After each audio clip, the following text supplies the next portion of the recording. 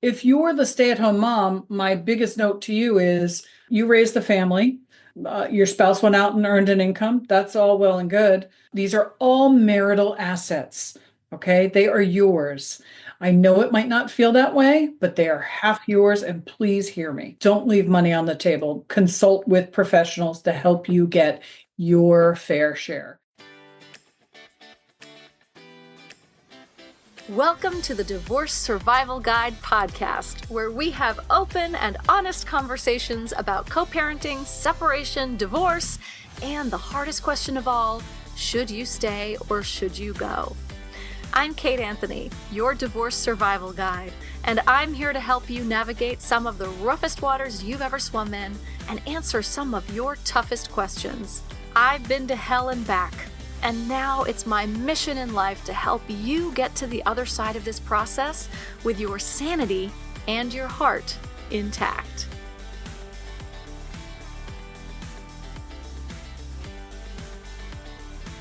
Hey everyone, welcome back.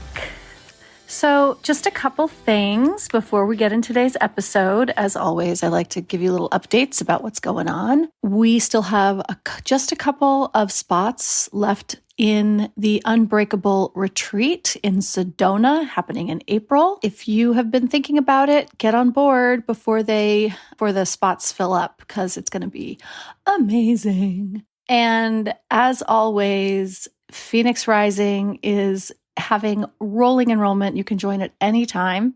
And my focus strategy sessions are always a great idea. If you just want to get on the phone with me for an hour, book yourself some focused strategy sessions, and we'll get to the bottom of what's going on for you. So all of that information is on my website and in the show notes. So today I have with me Jennifer Lee, and we're going to be talking about gray divorce and your money. Jennifer Lee has been on the show before. She is a financial advisor and the founder of Modern Wealth. And we're talking about what happens when we get divorced when we're a little bit older, and those unique financial challenges that come with untangling decades of shared assets, from businesses and retirement accounts to the realities of living on half the resources that you once had and that you've had for many, many, many years. So without further ado, here's my conversation with Jennifer Lee. Jennifer, thank you so much for coming back on the show. A listener favorite, and it's such important topics when it comes to divorce and our money and stuff like that. Happy to be here. I love to talk about money, and you know that. I do. You know, one of the things that listeners write in about often, and a topic that I don't talk about very often, is gray divorce as this category. And I don't talk about it that often because I just feel like it's all part and parcel, right? But people do really want to hear specifically. Gray divorce is defined as people who are getting divorced over the age of 50 or who have been married for 25 years or longer. And I feel like the financial implications of that are probably the most important aspect of it. I mean, look, yes, there's the financial there's the emotional aspect of having been married to someone for 25 years and finding yourself in midlife and, oh God, what do we do? But it's also like, oh my God, our finances are so intertwined. We had these thoughts for our retirement, et cetera, et cetera. What are your thoughts on this? Well, first, you just told me I'm in the gray divorce area, so that was disturbing because I'm 50. Same girl. I'm 54. The more sophisticated your assets are, the more unnerving it is, right? So if you've been married 20 or 30 years, yes, of course your assets are entangled. And please know, if you're the non-moneyed person, please know that you're entitled more than likely to at least 50% of those assets. So that's right. Don't walk away from anything. Make sure that you have, I always say it takes a team to get through a divorce. Make sure you have a therapist or a coach. Make sure you have a financial person, and make sure you have the right attorney. But gray divorce is really just about potentially about bigger assets. So maybe you've built a business together and you have to figure out how to unwind that or get your piece of that business ownership. Mm-hmm. And by the way, even if you didn't work in that business, You're still entitled to ownership of that business. You've been married 20 some years. Um, and then there are retirement accounts. Maybe you have more in your retirement account than your soon to be ex does. And so we have to look at dividing those assets and look at making sure you get your QDRO and get that distribution of those assets. Maybe you have a lot of property. I like to say in the financial planning world, when you're in your 50s, you're really in what I call crunch time. So this is that time of your life where you're actually kicking butt and taking names, right? So your career has hit a level where you probably have additional cash flow. Hopefully your kids are out of the house and on their own. And so things are starting to look really good economically. And now you're going to split it in half. That can be disconcerting. Yeah. And I think that there are multiple brackets here, and I want to address them because I do think it's important, right? We have potentially stay-at-home moms who may have nothing in a retirement account of their own because they've stayed home for all this time. We have people who are the moneyed spouse, who are the higher income earners and are looking at, oh, I have to share all of this. The business that I built, I actually have to give half to or whatever, have evaluated in some way. We've got people who, nowadays, my 19-year-old, he's not leaving home anytime soon. It's absolutely impossible financially for kids to get out of the house at this point. Kids may not be gone. We may not be in the best financial years of our lives. It might be crunch time in that, like, oh, fuck, I don't have any money for retirement. And it doesn't look good, for me to be saving it anytime soon. And we also have people who are like, we're just about to sail off into the sunset and things are good. And oh God, we have to split it, right? So I think, and if I've missed anybody, let me know. And I want to cover all bases, partly because whenever I do a podcast about money, I get a lot of feedback like, well, but you didn't cover this and I'm this and I didn't hear it. And it's like, I know, I can't, sometimes I can't get to everybody, but I also don't want to paint with this broad swath, right? I want to be mindful of all financial circumstances. And it's hard because like you said, doing the podcast, we want to hit on some of these topics, but not everything is specifically applicable to every person. So right. What is applicable to every person is getting your head out of the sand and being cognizant about your money. Okay. Yes. So some basics. You need to understand I like to say financial planning is simple. What do you have?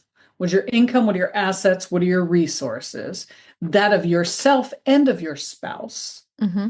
And what do you want? Oh, I want a divorce. I want to keep the house. I want to get rid of the house. I want to, whatever it is that you want to do. I want to sell the business and so on. So we need to know what resources you have and what do you want? And then we need to talk to your attorney, figure out what you're entitled to in a best case scenario. And then we need to kind of sift through that and make a plan moving forward. If you're the stay-at-home mom, my biggest note to you is you raised the family. Your spouse went out and earned an income. That's all well and good. But these are all marital assets. Okay. They are yours. I know it might not feel that way, but they are half yours. And please hear me. Don't leave money on the table. Consult with professionals to help you get your fair share. If you're the moneyed spouse, I've been there. Same thing applies. I've been there. Same thing applies. I was the money spouse. And, in a best case scenario, I like to think that, you're in a long-term marriage. You love the person. You were married to them for a long time. You had kids. In a best case scenario, I like to think you can leave with love and figure it out. If you made the money, you're going to have to share the money. It just is what it is. Fair is fair. And then as for, people getting ready to sail off into the sunset in terms of getting ready to execute their retirement, basically what that means is you've accumulated assets and resources.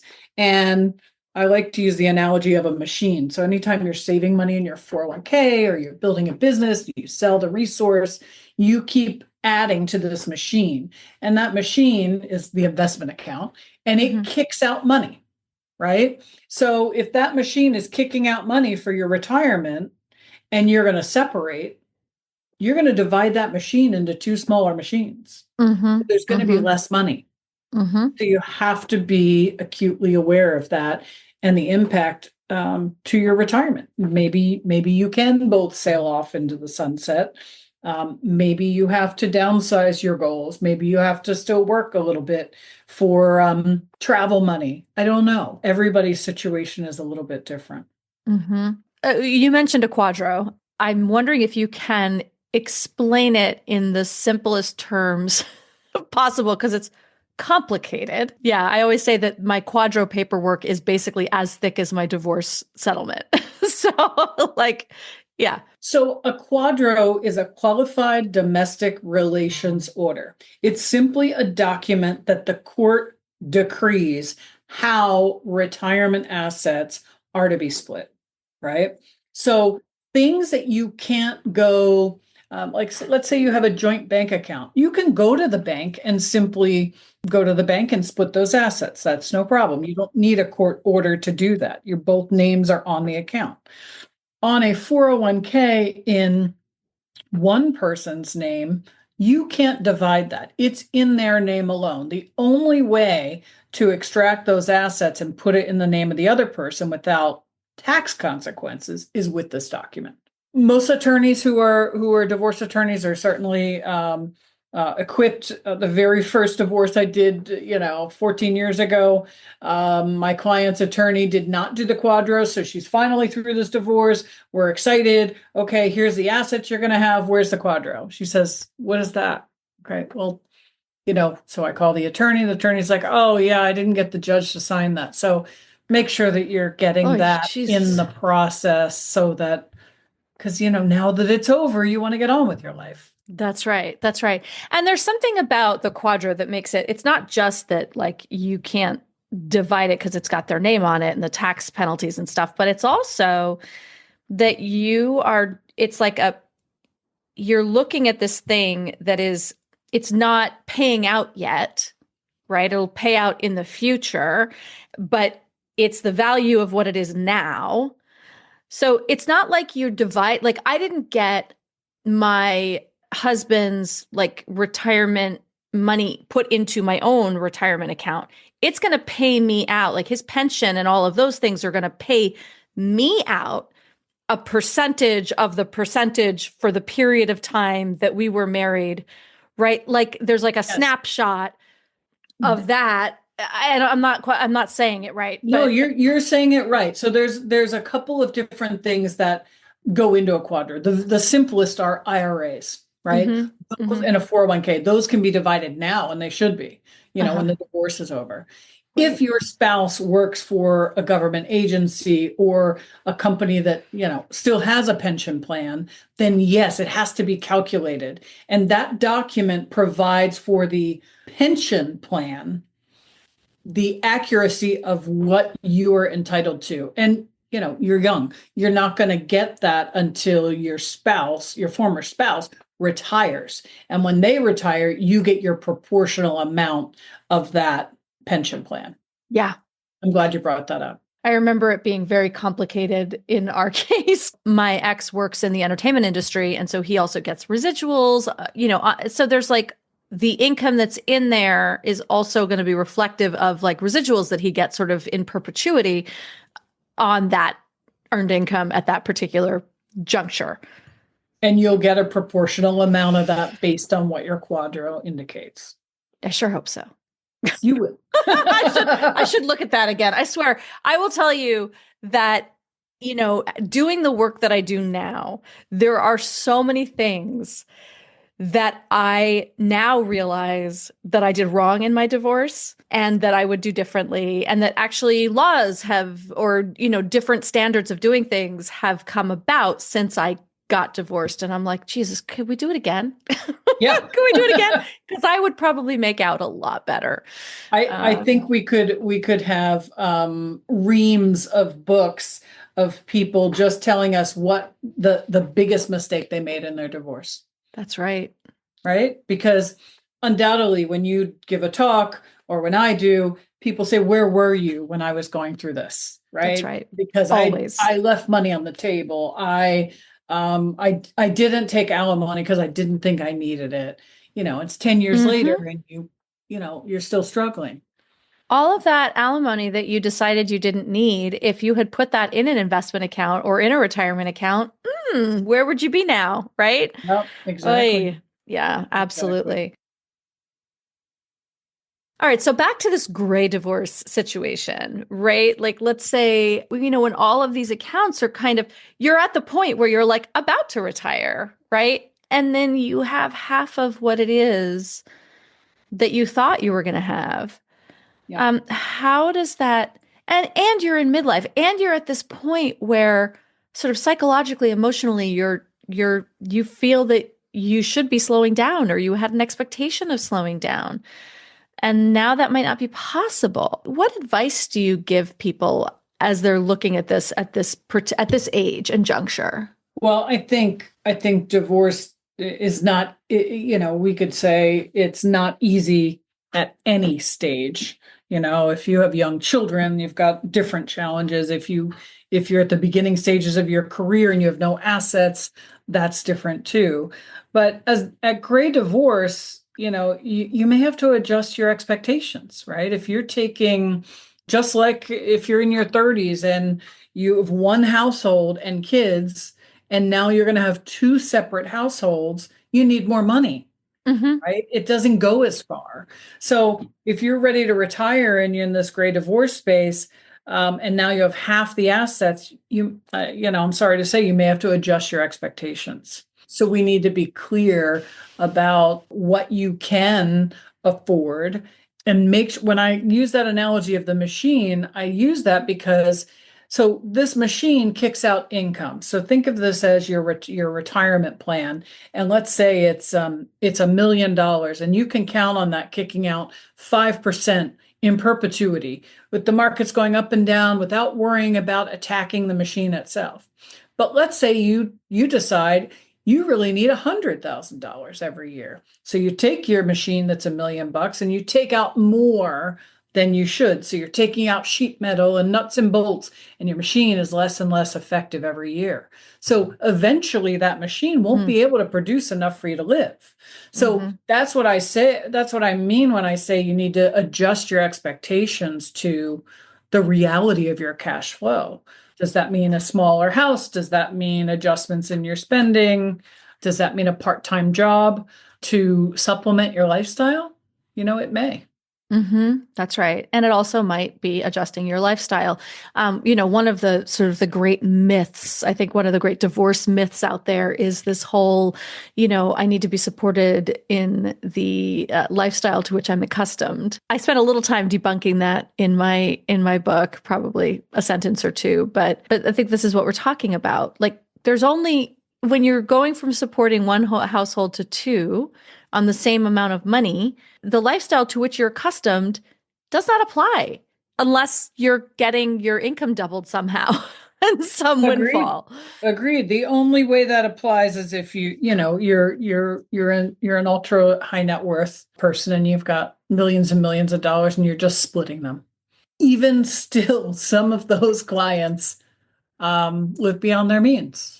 It's not rocket science what I do, right? It's not It's one plus numbers, it's math. it's not 1 + 1 = 2 either, but your resources can only produce so much income. So one of two things you can do to improve your financial picture. You can earn more Mhm. or you can spend less. Right. That's it. That's it.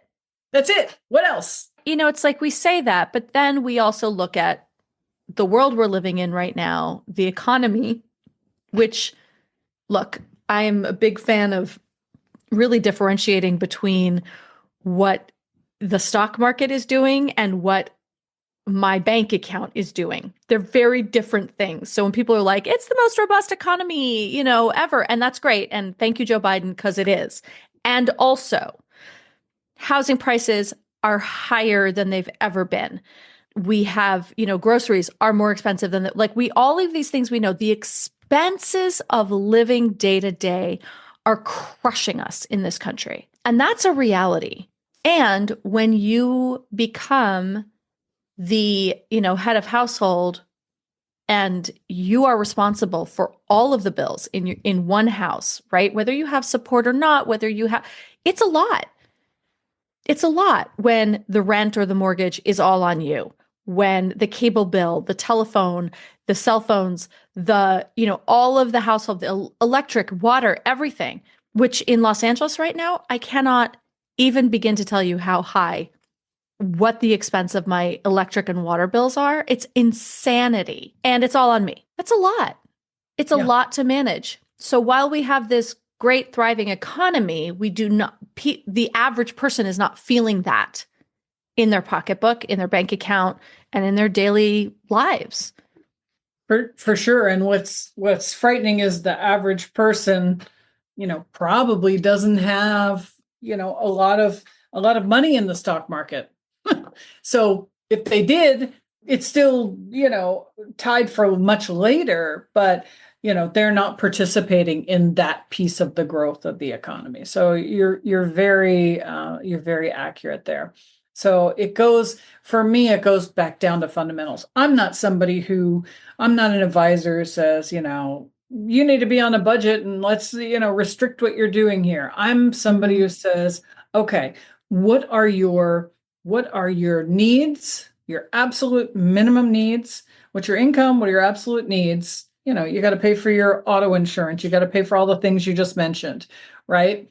And then there's a little bit of money at the bottom. That's at your discretion. Guess what? You get to choose if you go to Starbucks. You get to choose if you get a new iPhone. You get to choose if you send your kids to camp. That is in your control. So you have power over what you do with that money. Yeah. And you also have power over whether you have a little side hustle where you make a little extra cash. What are you willing to do to get out of that marriage and on with your life in a way that's going to be healthier and better for you?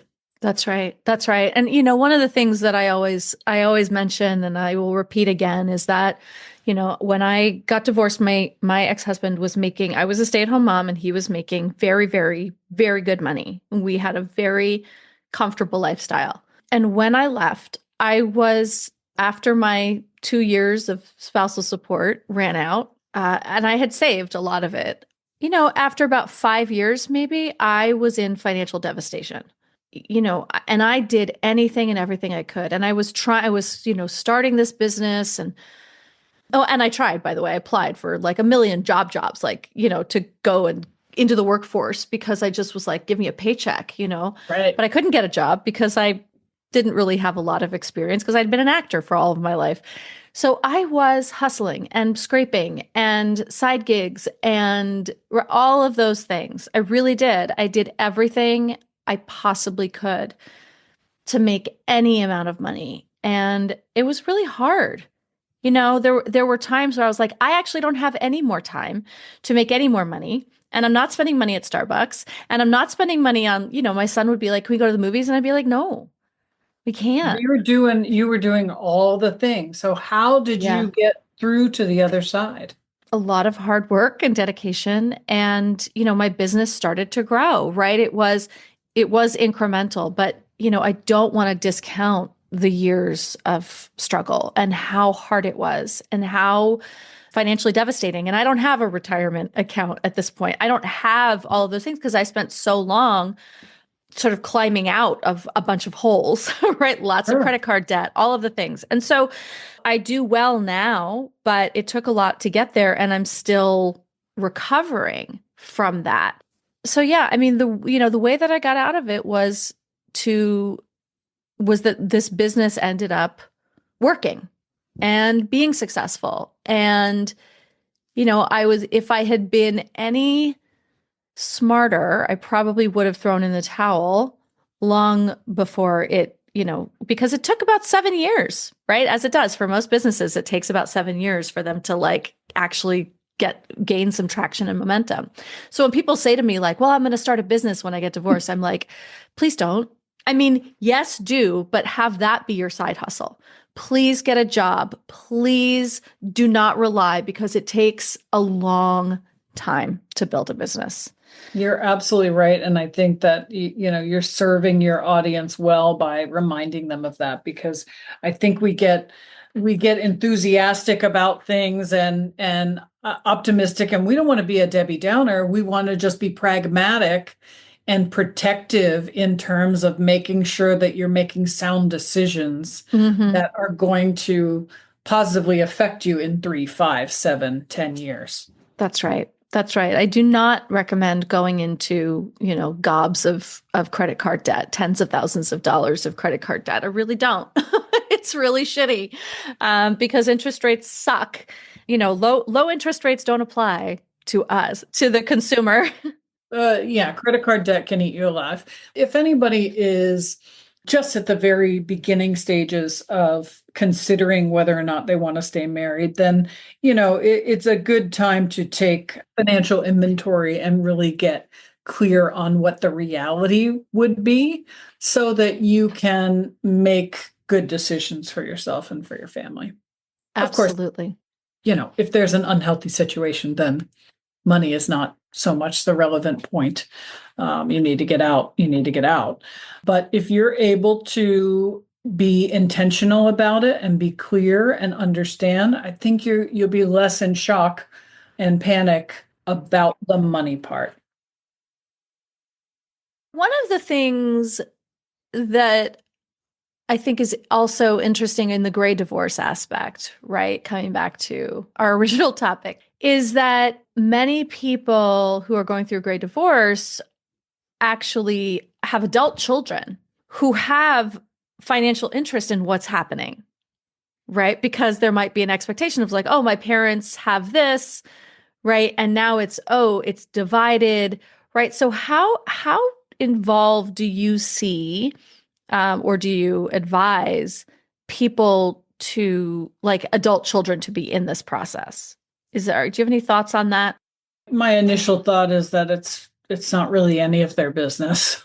If it impacts, their college tuition, or it impacts different things they can do, mostly what I find is that what happens is if you're dividing assets and you're the non-moneyed party and you don't push for your share, or you end up being house poor because you chose the house instead of other assets, Mm-hmm. what I find is that the other party gets to do fun things with the kids, and you're Mm-hmm. stuck with the house and no extra cash to be able to do Right. those things. Yeah, for So sure. that's something to be very clear about.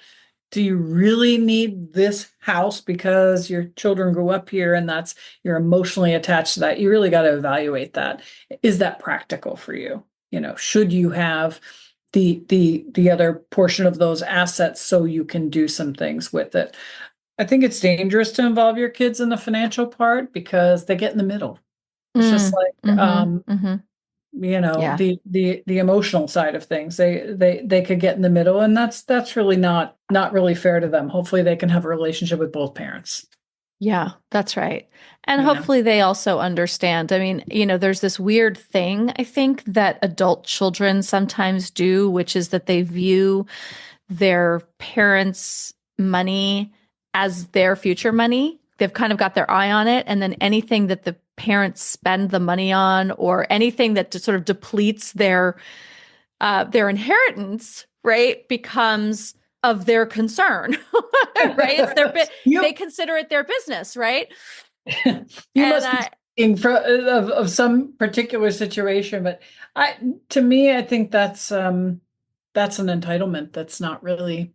absolutely, They absolutely. they need to be educated about the place that is. My mom will say things like that to me. She'll be like, "Well, I don't want to spend it because then there'll be less for you." And I'm like, "Mom, it's your money. Please live your life. Please enjoy your life." And I say that to my mother.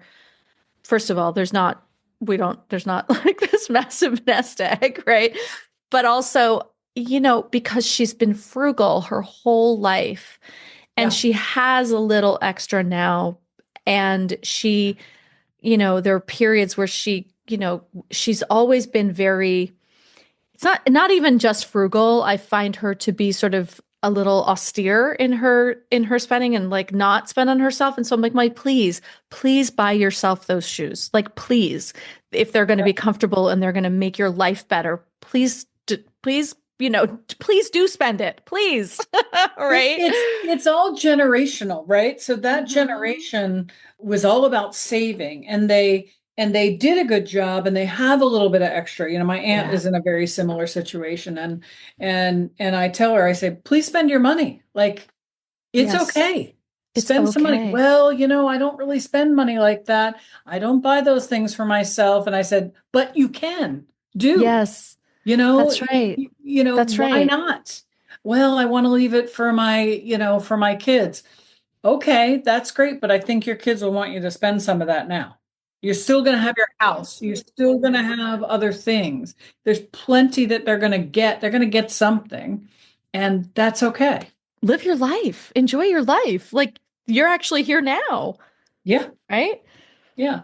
And then Enjoy it. there's the younger generation who has their eye on it. And why do they have their eye on it? Because maybe they're not able to make their own way, right? So we Mhm, gotta mhm. we That's gotta get right. them out there to figure out how they're going to accumulate their own wealth, That's right? right. It's not just a handout. And that's harder for our kids, right? It's harder for even for us and for our children. Like accumulating wealth is something that we have so much limited access to now than we used to, I think. When you used to go to work for IBM and you worked there for 35 years and you had, your retirement, like everything was very sort of systematized to create this. And we just don't have that the way that we used to. I was just going to say, you're right. We don't have that. And people jump from job to job, and Hmm. they do less responsible things. So if you leave a job and you have a 401k, instead of rolling it over and investing it, you might cash it out and go to Maui for a month because life is Yeah. short and that's where your head is. And so you pay taxes and penalties and you have no savings. And then now you get another job and you're back at square one. Hmm. So just, Or you get divorced and you need that money. And so you cash it out. yep, You don't have yep, it, right? That right. was It's that was true. part of my sort of, those years of struggle. I think there's a difference because there are such a different life expectancy between men and women. What do you see in your older clients about planning or the impact really of life expectancy on these decisions and planning between men and women? The courts don't see a difference in terms of saying, women are going to Sure. live longer, so you're going to need more assets. And that would be great if we could figure a way to do that, to Wouldn't that be incorporate great? it. Yeah. Um, from a general perspective, and when you're looking at a husband and wife couple, we're doing planning in anticipation that one is going to outlive the other. Usually, if they're staying married, there's going to be adequate assets because now one spouse has passed and there's all the resources that are still available to both for the one person.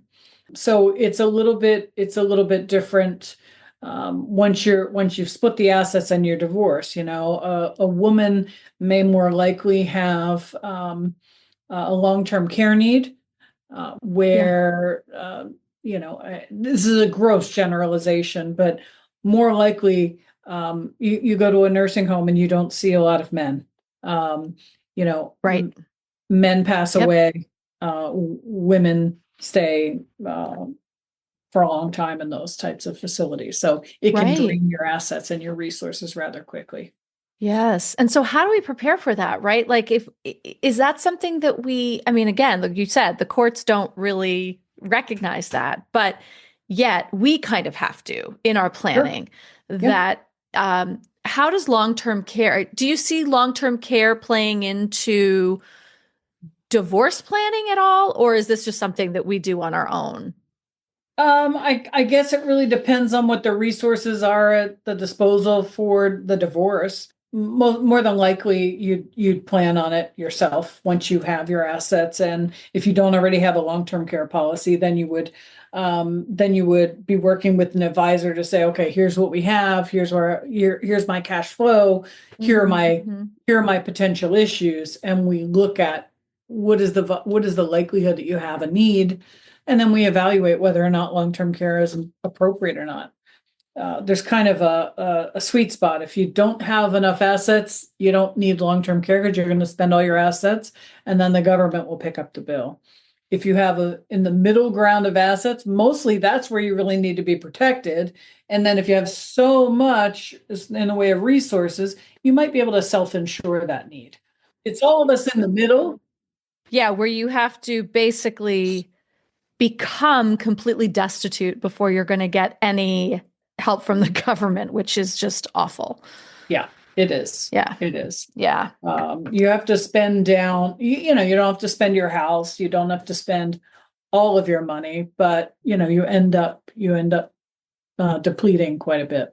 Fascinating. What other things are there? Other things that I have not asked you about that you see, like patterns and trends that you see with your clients, whether they're gray divorce or not? I think the biggest thing is, and we talked about it a little bit, is making sure that you have clarity about what those resources are, making sure you have clarity about where you want to go, what you want your money to do for you.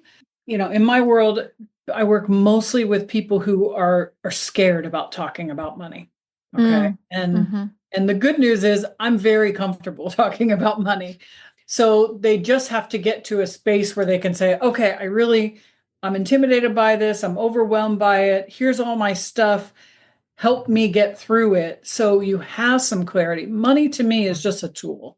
And it's going to get you what you want in life, whether it's extra money so you can take you can enroll your kid in baseball camp, whatever it is that you want out of life and out of your money. We need to make sure that your resources allow for those things, right? So it doesn't have to be as scary and overwhelming. You probably know so much more than you think you do. It's just about making sure you're protected. Yeah. To your point, just having more conversations is so important because we're so scared of it because we don't talk about it because it's been taboo for so long. And so to be having these more open conversations about money, about struggles, about, I know that when we talk about it in my groups, it really helps women to hear each other's stories and how they're managing and, the extra odd jobs that they're doing, the Etsy store they open, like whatever it is, right? Sure. It helps to just demystify it. And especially for women, because the financial sector has been so dominated by men for so long, and they've used really complicated language and all these complicated things that make women feel stupid, like they don't know what's going on. And follow all of the female financial influencers who demystify this shit for you, right? Who talk about it in normal terms. Right? It is math. It is not always easy math. Well, I would just caution your listeners to follow them, gain insight, but then make sure that you're having conversations with a licensed person, because people who are unlicensed can go on Instagram and say anything they want. People who are licensed, we are regulated. We can't say, you're going to make $1 million doing X, Y, and Z. Oh God, no. I would never. No, do not follow those people. It's hard because there's influencer. Yeah, sure.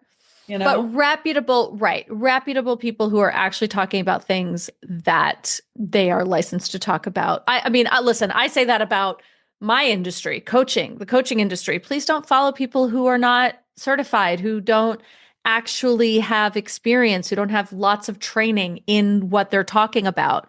Because it's true. People can talk about whatever the hell they want on the internet, and it's a nightmare. So do your research. Jennifer, thank you so much for coming on and having a sort of meandering but important conversation about all of this stuff. Being the new year, right? We're starting off, we're having this conversation in the new year. What advice do you give people as they start off a new year financially? It's sort of, we kind of can feel like it's like, oh, it's a clean slate. Starting the new year is fun because you look at, okay, what do I want to accomplish this year? You look at it from a personal perspective, you look at it from a relationship perspective, and I look at it from a resource perspective. What do I want to shift or change in my financial world? And it's fresh, it's January. So look at your income, your assets, and your resources, and then look at the things that you need to pay, right? Those regular bills.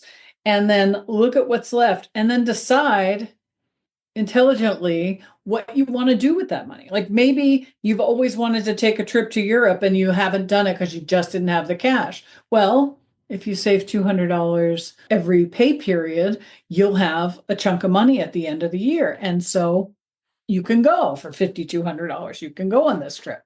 So what is it that you want, and what are you willing to do to get yourself there? And what are you able to do too, right? Because not all of us have the $200 every pay period. Absolutely. Yeah, that is a key. So, I am planning a trip to Iceland with some friends at the end of August. And so I know that, right? I know that in advance, which is great, because usually if a big trip like this, I may not have to plan it that far in advance. Sure. But I did. I set up an automatic savings for it because I know that if I don't, it'll be a challenge, right? It'll be oh, fuck, I guess I'm putting that on the credit card and it's going to cost a lot more. So new year, new you, new balance sheet. Jennifer, where can people find you? I know that when you've been on the podcast in the past, we've had a lot of people reach out to you because they just really love what you say and how you talk about this stuff. So where can people find you? Sure. So my website is modern, then a dash and the word wealth.com. And then you could also find me on Calendly, and it's just Jennifer Modern Wealth. I would offer to your listeners, no cost, no obligation conversation. If we didn't answer your question today and we didn't address your specific issue, I call it a squeeze the juice call. So if you need to squeeze the juice, get a question answered, you can email me or you can schedule a 15-minute consult and we'll get it answered. Amazing. And all of that information will be in the show notes so that you can find it easily. Jennifer, thank you as always. Always insightful and important information. Thank you, Kate. Great to see you. Thanks for tuning in to another episode of the Divorce Survival Guide podcast. If you like what you hear, head on over to Apple Podcasts or wherever you listen in and leave me a review. And don't forget to follow me on Instagram at The Divorce Survival Guide. I'll see you next time, and until then, remember, you, my love, deserve to be happy.